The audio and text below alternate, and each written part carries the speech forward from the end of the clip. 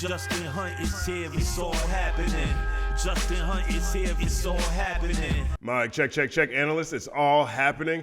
Thank you so much to all of you that continue to support this channel, who continue to make donations through the Linktree and through the Cash App that's right up there. Especially, this is big. I really appreciate you guys, especially Fee Dreist, Joe MS, Daniel Riddell, Clark Richardson, Dale Harris, Daniel Hernandez, and Max, my man Max. I really appreciate you, brother. I really appreciate you setting a new record in contributions here for the Company Man channel. It's all happening as a show. I really appreciate it. It means the world. It's just, I'm speechless. I really appreciate your kindness. And I appreciate all of you watching the show. I've never taken advertisers. I've never taken sponsored content. So you guys are really the ones that are making this possible in the first place.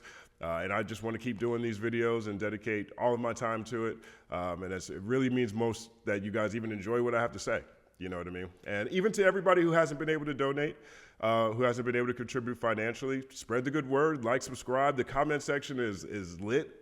After every video I drop, I really love the discussion and the discourse. So more than anything else, man, life through the lens of hip hop. I really appreciate you guys. It's all happening. Now, in the wake of that disgusting Diddy abuse video coming to light, a few people within his sphere of influence have started speaking on their experiences with the former Bad Boy founder. Mark Curry, who was a former Bad Boy artist and employee, was on Piers Morgan, along with DJ Vlad. In a separate segment, Roger Bonds, Diddy's former bodyguard, described Diddy as a king manipulator, and said he wasn't surprised when he saw the video because he's seen things of that nature before. Yeezus. New York City Mayor Eric Adams has entered the conversation. He did an interview with Pix 11 and said they are considering rescinding Diddy's key to New York City, which Adams presented him with last year during Hip Hop 50. Here's a clip.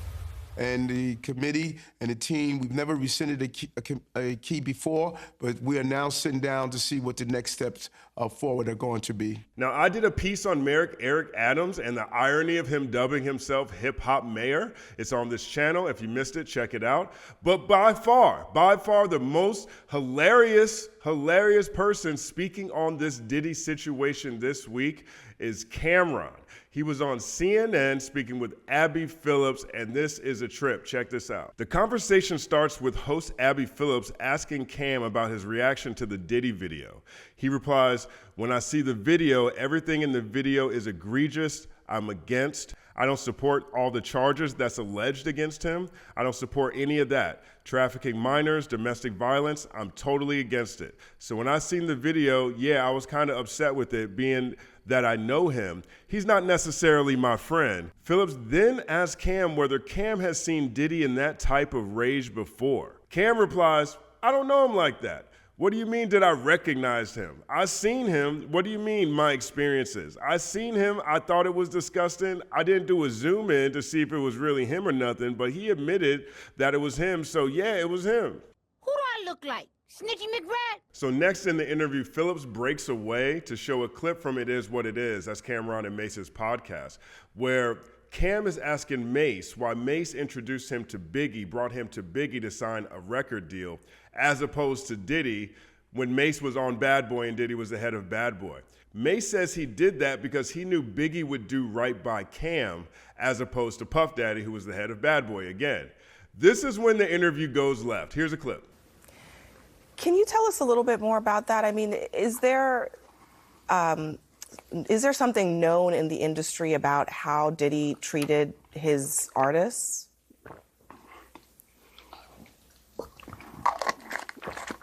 So I'm going to get some cheeks after this horsepower joint. Hold on.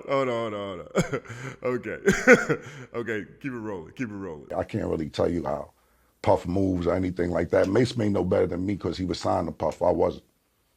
But my show does come on at 8 a.m. Eastern on YouTube. It's called It Is What It Is, and y'all make sure y'all check it out. What about the industry in general? I mean, so many people have pointed out that Diddy couldn't get away with this stuff if there weren't a lot of people protecting him. Do you think that's the case?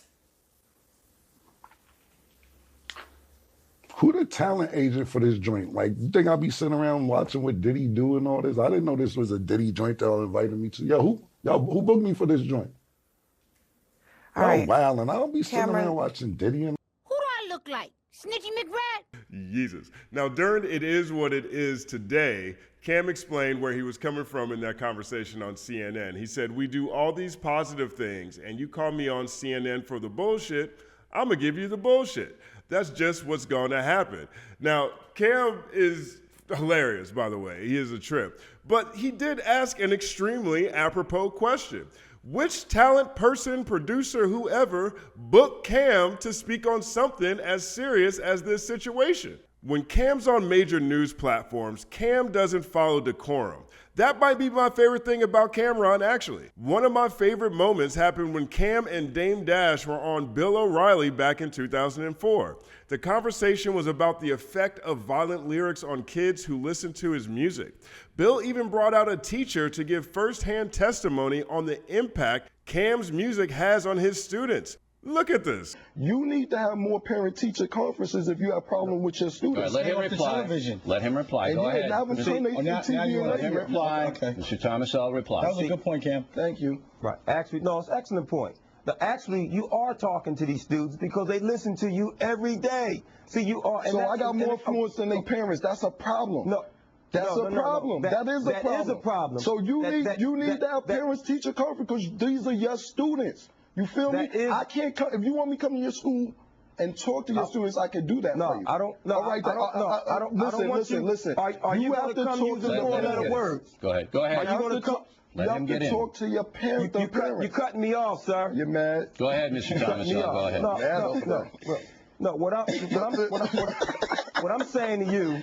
What I'm saying to you is that you're making millions of dollars off of these kids. How you know the same kids that you're now denigrating, the same parents that you're now denigrating, you make millions of dollars off these people. How do you know how much money I make? Now, that's the same conversation that also gave us this classic soundbite and BX Smiley. Let him talk. You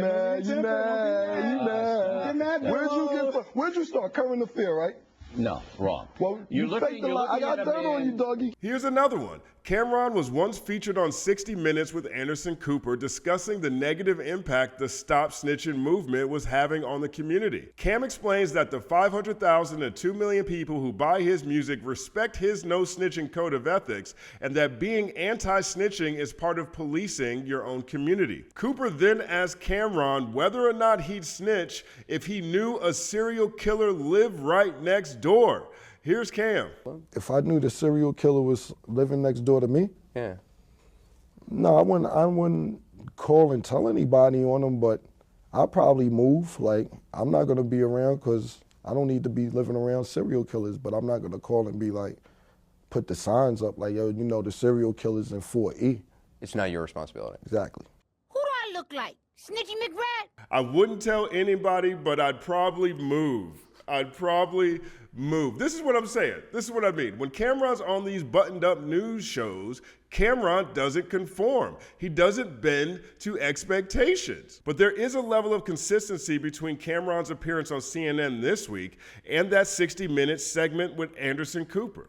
On 60 Minutes, when Anderson Cooper asked if Cam would snitch on a serial killer, he says he wouldn't tell anybody, he would just move because he doesn't want to be around a serial killer. On CNN, when Abby Phillips asked Cam about Diddy's disturbing behavior and reputation, Cam says, I don't really know Puff. I can't really tell you how Puff moves or anything like that. Cameron's consistent. If it's a serial killer, Cam don't know nothing. If it's an accused serial assaulter from the same neighborhood who's reached the top of the industry, both of them have amassed millions of dollars within, and is the former label head of his current co-host who advised him at one time not to join that same company because of that person, Cam don't know nothing while sipping libido juice and thinking about cheeks. So yeah, great question, Cam. Who booked Cameron for that segment? Who's the producer? Who is the talent agent? Who is that person that booked Cameron? And more importantly, what did they actually expect Cameron to say?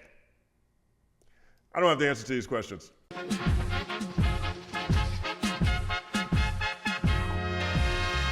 Justin Hunte is here, it's all happening. Justin Hunte is here, it's all happening.